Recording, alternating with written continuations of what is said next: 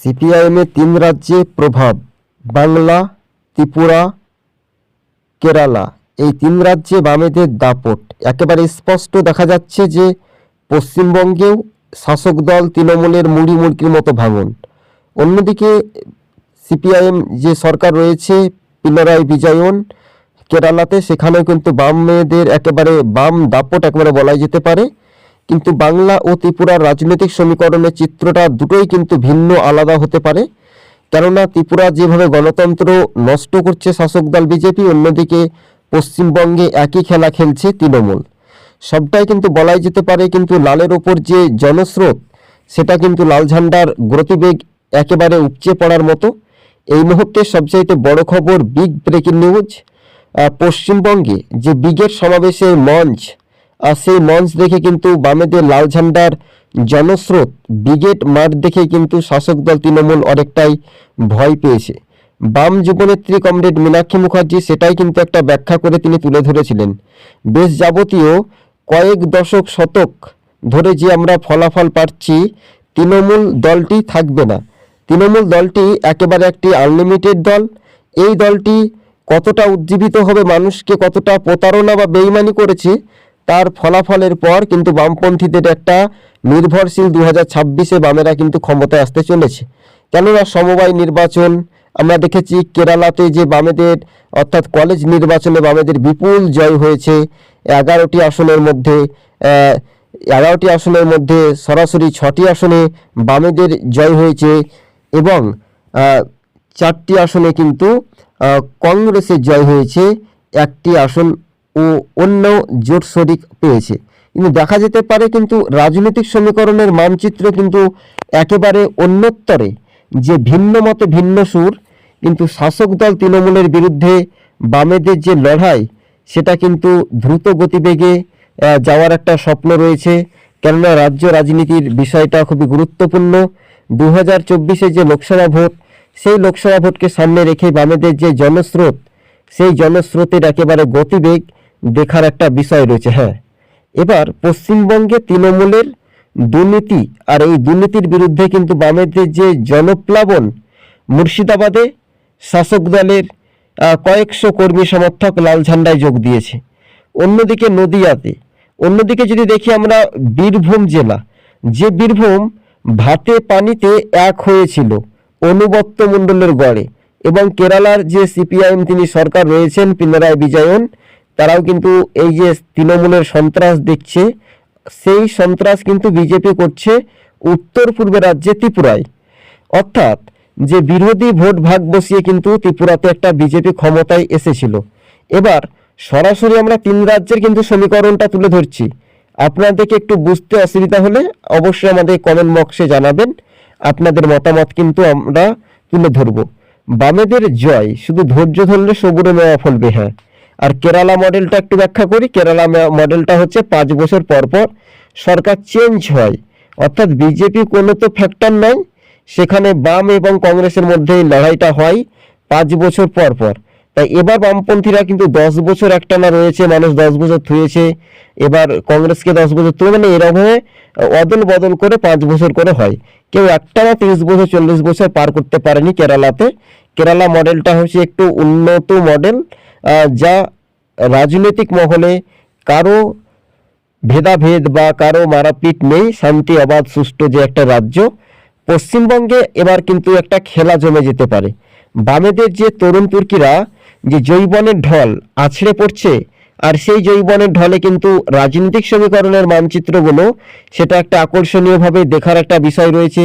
স্বাভাবিকভাবে যে রাজনৈতিক মহলে সব জল্পনা কল্পনার অবসান ঘটিয়ে বাস্তবে বামেদের যে জয়, সেই জয়টা একেবারে কতটা কতটা আনতে পারবে বামেরা, বা কতটা বাম যুব সংগঠন অর্থাৎ তাদের উপর কিন্তু নির্ভরশীল করবে, এটা কিন্তু একটা প্রকারের কিন্তু বিশেষ একটা ফ্যাক্টর পড়তে পারে বামপন্থীদের উপর। জেলায় জেলায় যে 3 জেলা থেকে, বর্ধমান, বীরভূম, মুর্শিদাবাদ, 3 জেলা থেকে প্রায় কয়েক হাজার কর্মী সমর্থক লালের ওপর ভরসা। অন্যদিকে যদি আমরা দেখি, নির্বাচনী সময়সীমা কিন্তু হাতে খুবই কম থাকার জন্য কতটা উজ্জীবিত হবে শাসক বিরোধী, সেটার উপর কিন্তু একটা নির্ভরশীল হওয়ার একটা মানে সময়সীমা একটা দেখার একটা বিষয় রয়েছে বা আকর্ষণীয়। সেটা কিন্তু একটা ব্যাপক অংশের মানুষজন একটা আকর্ষণীয়ভাবে একটা দেখার তো একটা বিষয় রয়েছে। স্বাভাবিকভাবে যে রাজনৈতিক সমীকরণের মানচিত্র রূপরেখা আগামী দিন কোন পথে এগিয়ে যাবে তার উপর কিন্তু একটা নির্ভরশীল করতে পারে। হ্যাঁ, বাস্তবে 2024 যে লোকসভা ভোট, সেই লোকসভা ভোটে কিন্তু বাম নেত্রী মীনাক্ষী মুখার্জি বড় একটা ফ্যাক্টর হতে পারে। অন্যদিকে উত্তর পূর্বেও কিন্তু বামেরা কিন্তু জোরালো আওয়াজ তুলছে। এবার সবটাই বলা যেতে পারে, বামেরা কিন্তু লোকসভা আসনে পশ্চিমবঙ্গে 42টি কেন্দ্রের খুব জোর কিন্তু তারা 10 থেকে 8টি আসন পাওয়ার চান্স রয়েছে এবং অন্যান্য যে কেন্দ্রে সেখানে বামেদের ভোটের শতাংশ বাড়তে পারে বলে এমনটাই রাজনৈতিক মহলে একটা ধারণা।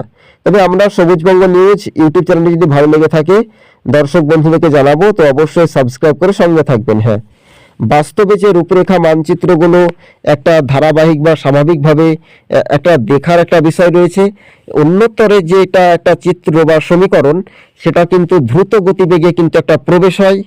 রাজনৈতিক সমীকরণের সব জল্পনা কল্পনার অবসান ঘটিয়ে বাস্তবে যে রূপরেখা সেটা কিন্তু দেখার একটা বিষয় রয়েছে। অন্যদিকে যে একটা একটা একটা একটা গতিবেগ, বামেদের সেই গতিবেগটা দেখে কিন্তু তৃণমূল অনেকটাই ভয় পেয়েছে। অর্থাৎ একেবারে বলাই যেতে পারে বামেদের লাল ঝান্ডাকে দেখেই তৃণমূল এক কথায় ভয় পাচ্ছে। ভয় পাওয়ার তৃণমূলের একটাই কারণ, যদি তারা ভোটে ফলাফল যদি খারাপ হয়, রাজ্যে বিজেপি থাকলে কোনো দিদিমণির আপত্তি নেই, কিন্তু আমরা তৃণমূলকে একটি কথা বলতে চাই, রাজ্যে বেকারের কাজ নেই, কর্মসংস্থান নেই, তাই বামপন্থীরা যেভাবে লড়াই করছে সেটা ধৈর্য ধরলে সবুরে নেওয়া কতটা ফলবে বামেদের তার প্রভাব কিন্তু একটা ভোট বাক্সে যদি বামেরা ক্যাপচার করতে পারে, যদি টানতে পারে, তাহলে কিন্তু তৃণমূল অনেকটা ভরাডুবি হাঁটবে। 77 সালের মতো যখন কংগ্রেস একটানা 20 বছর ক্ষমতায় ছিল পশ্চিমবঙ্গে, সিদ্ধার্থনাথের মানে তখন দেখা গিয়েছিল যে বামেরা কোথাও একটা এজেন্ট দিতে পারেনি, পোলিং এজেন্টও দিতে পারেনি। 77 সালের মতো ভালো একটা ফলাফল হয়েছিল। এমনও 2024 লোকসভা নির্বাচনে হতে পারে, বলার কিছু নেই। ভোটারদের ওপর পুরোপুরি নির্ভরশীল করবে। ভোটাররাই মেন ফ্যাক্টর। ভোটাররাই কিন্তু একটা উজ্জীবিত হয়ে আকর্ষণীয়ভাবে মনোভাবভাবে দেখা যেতে পারে। তাই সবুজবঙ্গ নিউজ আপনাদের সঙ্গে প্রতিবেদনটি তুলে ধরেছি আমরা। হ্যাঁ, আর বাস্তবে এই রূপরেখাগুলি আগামী দিন কোন পথে এগিয়ে যাবে, কিন্তু কেরালার যে মডেল, কেরালা আর পশ্চিমবঙ্গের মানচিত্র কিন্তু আলাদা। কেরালাতে যে কুইন্টাল পিছু কৃষকের ন্যায্য মূল্যে প্রায় 2,500 টাকা কুইন্টালের বেশি ধানের দাম, 3600 টাকা কুইন্টাল, প্রায় 4,000-এর কাছাকাছি।